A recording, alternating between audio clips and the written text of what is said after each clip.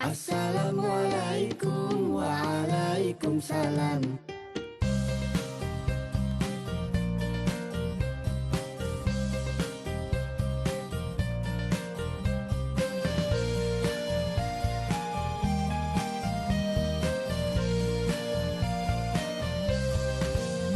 Assalamualaikum Waalaikumsalam. Assalamualaikum Waalaikumsalam.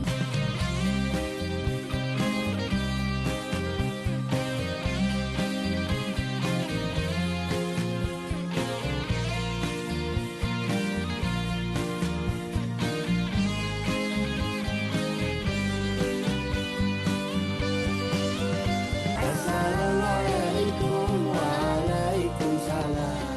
Hello and welcome to a new edition of our program, Peace Be Upon You.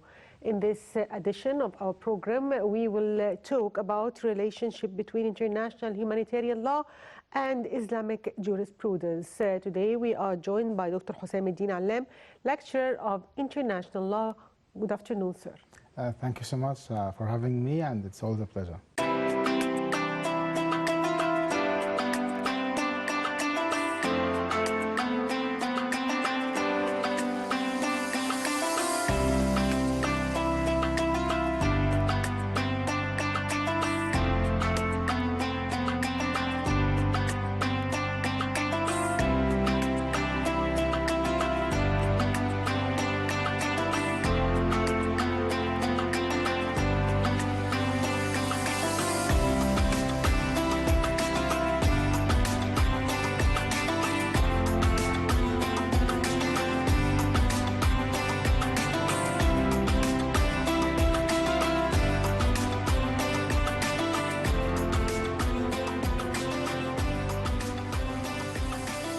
Sir, can you give us a quick overview of what is law and why it is so important in organizing relationships? Yes, thank you so much for this very important question. I do think that it's very important that at the very beginning of this series of episodes to start with providing our dear viewers with a quick overview or, if you like, laying the foundations for a better understanding of the importance or the significance of law.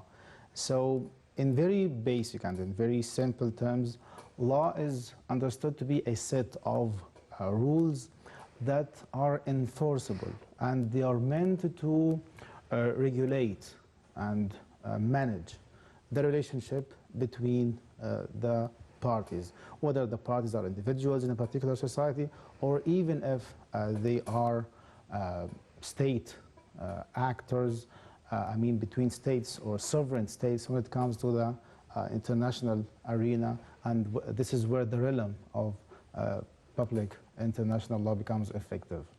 So, sir, what is international humanitarian law? This is definitely a very important question, and let me here connect this question with the previous one, and that's with regards to the importance of law in general and the importance of international humanitarian law in particular. The law is important in any social phenomenon, be it, as I said earlier, in a society, or even if we take it to a higher level when it comes to the relations between states. And the importance of the organizing or the regulating law or set of rules or body of laws actually stems from the mere fact that there is always this need for a higher authority that implements the law, and before that, an authority that develops and passes and codifies the law. So ensuring that there is this body of laws that originates and that emanates from a legitimate and sovereign authority is very important in ensuring the organization of relations and making sure that every party knows what rights it enjoys and what obligations it shoulders. So this is why we have different branches when it comes to law in general. And usually, when it comes to the study of law, we divide law into two broad categories. On the one hand, we have public international law, and we have private international law. So when we speak of public international law, we essentially mean the set of rules that govern relations between states. This is essentially what public international law is about. On the other hand, we have private international law, which, as a matter of fact, contrary to public international law, it manages and regulates relations between individuals of different nationalities. So this is the essential difference here between public international law and private international law. So in public international law, the state is there as a party enjoying or exhibiting its authority, its sovereignty. Along the time and with development of societies, and especially in view of all the atrocities that humanity has endured because of conflicts, because of war, because of military operations between different parties, there came this need to agree on and to form an international consensus that there are specific rules of law that need to be observed during the times of war, and hence the importance of international humanitarian law, or IHL, which is also known as the law of war and also the law of armed conflict. So what do we mean essentially by international humanitarian law, or IHL? Again, in very simple and in very basic terms, when we speak of international humanitarian law, we refer to the set of rules that become applicable during the time of an armed conflict.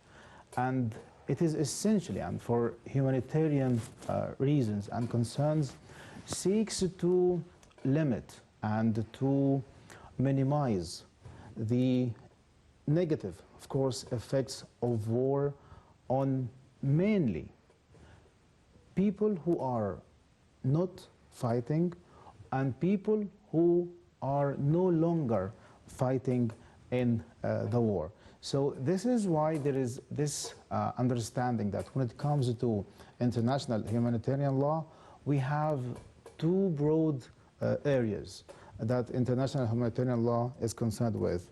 On the one hand, it has to do with the protection of the persons who do not or who are no longer taking part in the fighting, and this includes civilians, this includes prisoners of war, this includes medical personnel, this also includes all religious figures that are not involved in the war, or religious personnel, in other words, who are not involved as combatants in the fighting.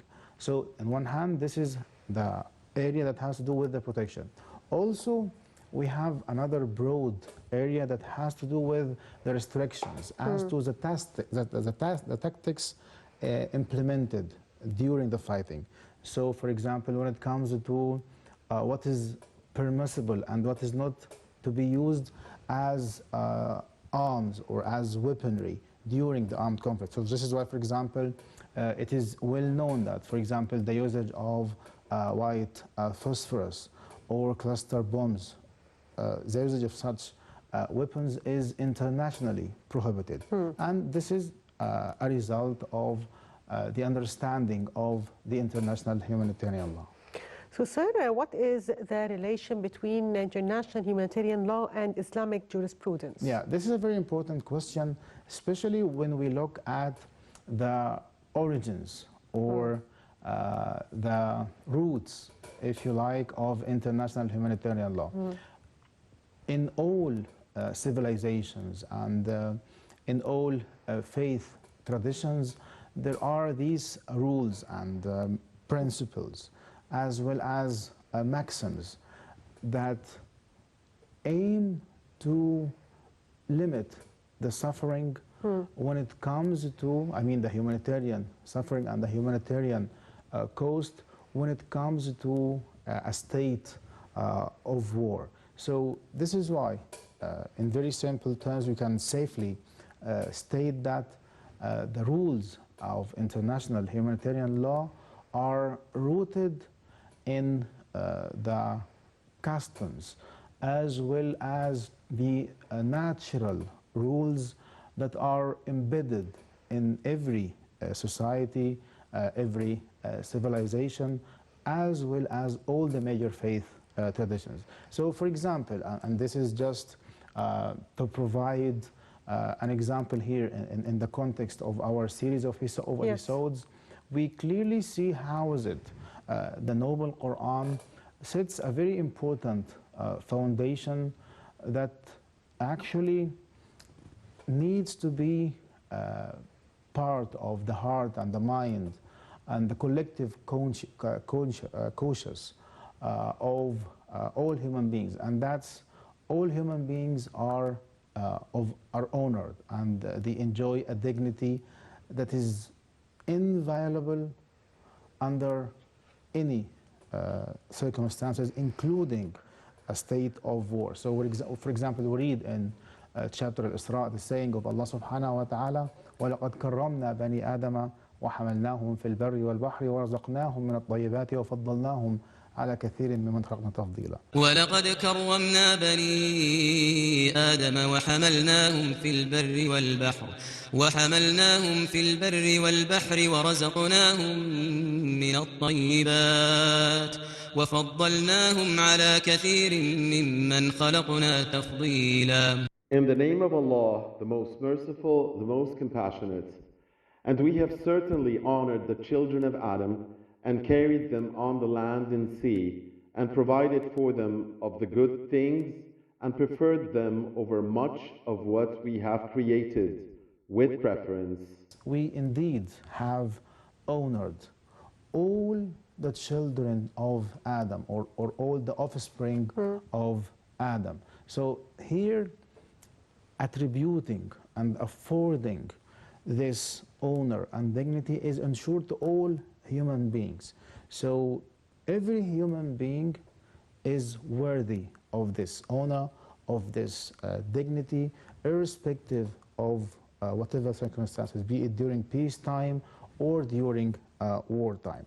A further important verse here in this regard is the verse in which Allah subhanahu wa ta'ala clearly tells us in the Noble Quran, وَقَاتِلُوا فِي سَبِيلِ اللَّهِ الَّذِينَ يُقَاتِلُونَكُمْ وَلَا تَعْتَدُوا إِنَّ اللَّهَ لَا يُحِبُّ الْمُعْتَدِينَ. And that's fight only back against those who fight against you, and do not ever transgress, for indeed Allah subhanahu wa ta'ala does not love the transgressors. So here we are, as a matter of fact, looking into a verse that is beyond the specifications or the limitations of space and time. And this is why even when the commentators of tafsir or the exegesis or the Muslim scholars of tafsir, when they look into this verse, they say that this is a verse that is not subject even to abrogation or supersession, because the very ending of the verse states, Inna Allah la yuhibbul mu'tadin. That's indeed Allah does not love those who transgress or the transgressors. So it is not befitting, and it doesn't make any sense, and it is not conceivable to say that at certain times it is okay to transgress, while at other times it is not allowed, because the wording or the phraseology of the verse here is very clear, and it is one that prohibits any form of transgression or any form of aggression. So we clearly see, for instance, a very important maxim here, and that's the prohibition of targeting civilians, or in broader terms, those who are not involved in the battlefield, or those who are not combatants. So the verse is clear in this regard, as it says, only those fight back against only those who fight you, i.e., it is permissible to defend but not to transgress. Another important fact, it is permissible to fight only against the ones who fight, but those who are not fighting, or those who do not fight, exactly, or those who do not attack you, or who do not carry arms, or who are not combatants, therefore it is completely prohibited to transgress against them or to target them by any means. And this is one of the core principles of international humanitarian law, and that's the principle of distinction, i.e., drawing a clear distinction between combatants, fighters, and civilians. So civilians are not to be targeted any means whatsoever. Dear viewers, a short break and we'll be back, so stay tuned. ولقد كرمنا بني آدم وحملناهم في البر والبحر ورزقناهم من الطيبات وفضلناهم على كثير ممن خلقنا تفضيلا. In the name of Allah, the most merciful, the most compassionate, and we have certainly honored the children of Adam and carried them on the land and sea, and provided for them of the good things, and preferred them over much of what we have created, with preference. There are signs of Allah's honor to man respecting freedom of possession and disposal of wealth, so long as this is within the bounds of a Sharia or Islamic law. It is enjoyed for the common good of all. Respecting freedom of opinion, this is done to avoid forcing anyone to embrace Islam against his own free will, and to give him the opportunity to voice out his opinion through whomsoever he chooses to represent him. In judicial issues and the processes involved, he should be encouraged to do that, while enjoying good and staying away from undesirable acts in a noble way which does not stir unrest nor escalate a problem.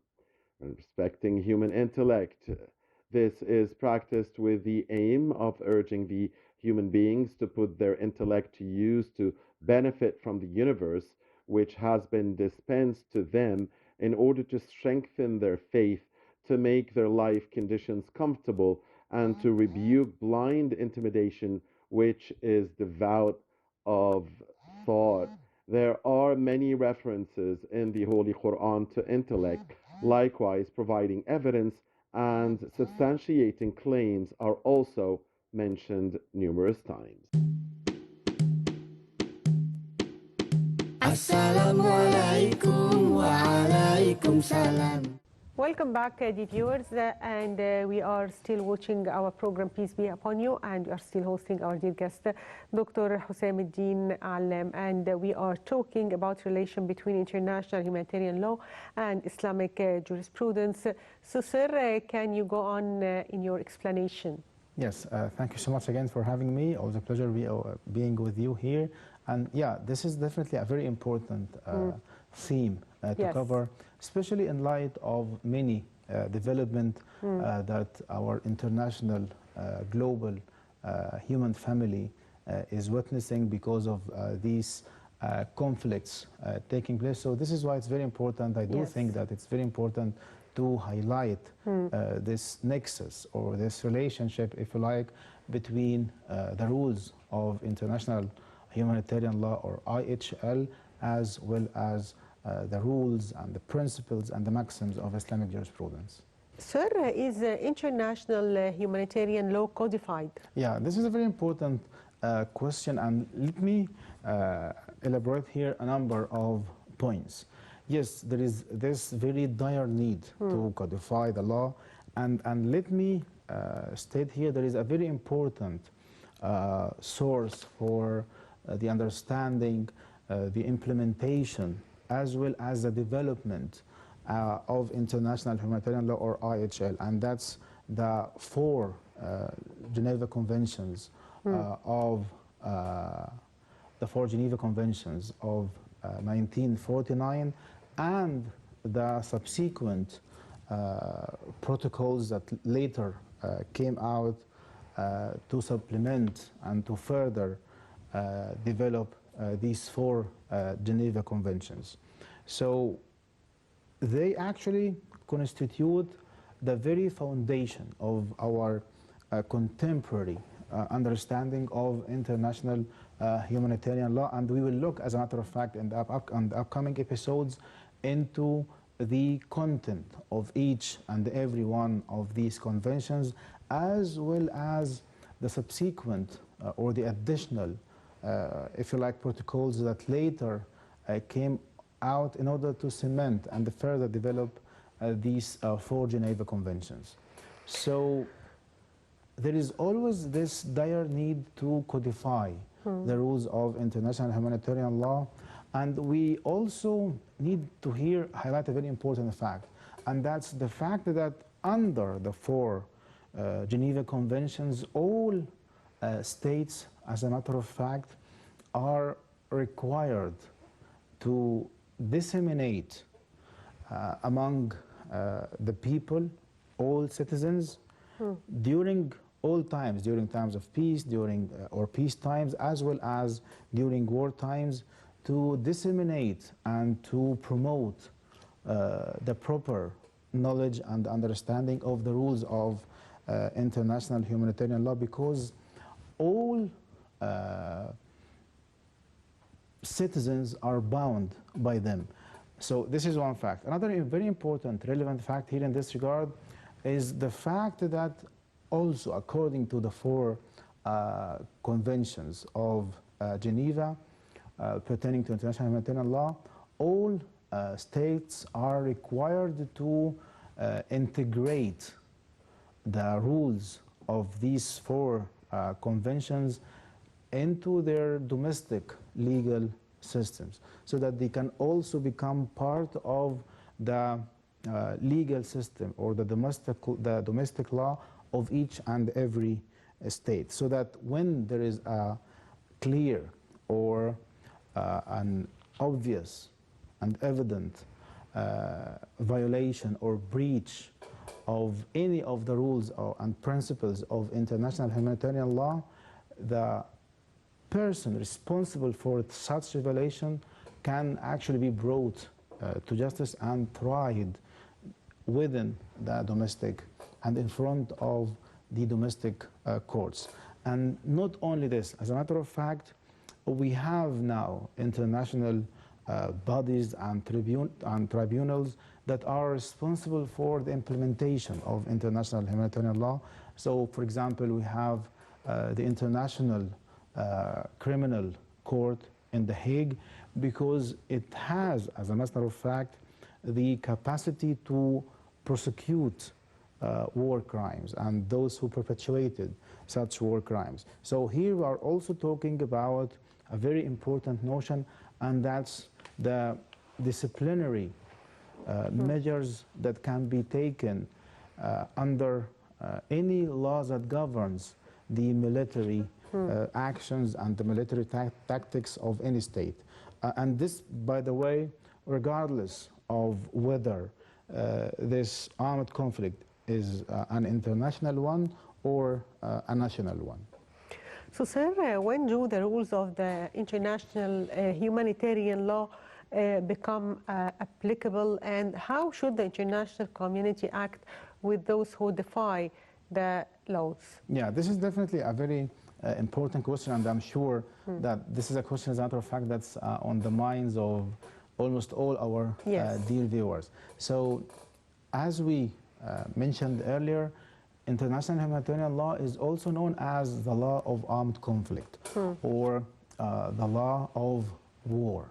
So this is why it clearly follows, as the name indicates, that these set of rules of international humanitarian law, they become applicable and enforceable with the start of a conflict.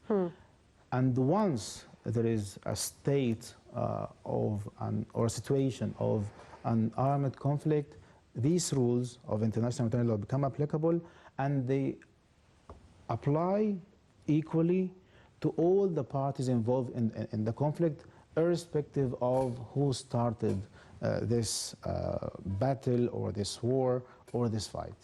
Yes. So, sir, also is human rights law part of international humanitarian law?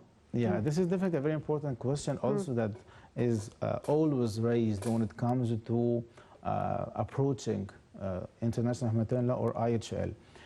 As it has been mentioned earlier, the international humanitarian law is a set of rules that aim to protect those who do not fight and Yes. those who are no longer fighting. And also these rules of international humanitarian law, they aim to restrict the military tactics that can be implemented, especially with regards to the types of arms or weaponry that may be used and that which is prohibited to be used. And this is different, as a matter of fact, in such and in light of this understanding, this, as a matter of fact, stands as a clear distinction between international humanitarian law and human rights law. Because in spite of the fact that they are both very significant bodies of law, but actually they are distinct, and each one of them has developed differently. Because when it comes to human rights law, it is mainly applied during peacetime. And it can, I mean, the rules here, they can actually be suspended during times of war. So this is, as a matter of fact, here in this regard, the essential difference between international humanitarian law and human rights law.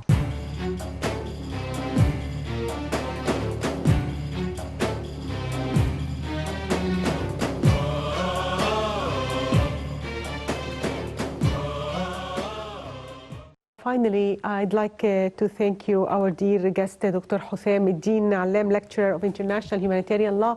Thank you, sir, for being with us today. Thank you so much for having me, and it's always a pleasure. And by that, dear viewers, we come to the end of today's edition of our program, Peace Be Upon You. Thank you for watching. Assalamualaikum wa alaikum salam.